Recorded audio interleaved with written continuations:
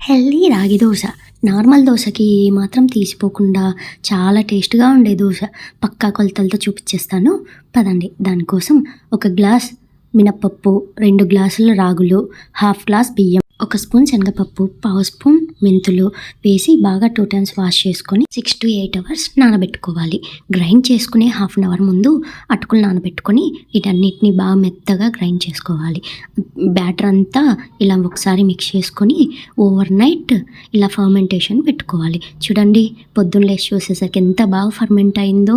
ఇందులో ఉప్పు వేసుకొని కావాల్సినంత వాటర్ వేసుకొని ఇప్పుడు పెనం పెట్టుకొని వాటర్ చల్లుకొని క్లాత్తో తుడుచుకొని దోశలుగా ఇలా స్ప్రెడ్ చేసుకుంటూ 2 వైపులా ఆయిల్ వేసుకుంటూ కాల్చుకుంటే సాఫ్ట్ దోశ రెడీ అండి. పిండి పుల్లగా అవ్వకుండా ఉండడానికి గ్రైండ్ చేసేటప్పుడు ఐస్ వాటర్తో గ్రైండ్ చేయండి. అస్సలు పుల్లగా ఉండదు, చాలా టేస్ట్గా ఉంటుంది. వీడియో నచ్చితే లైక్ చేసి కామెంట్ చేయండి. Please subscribe to my channel.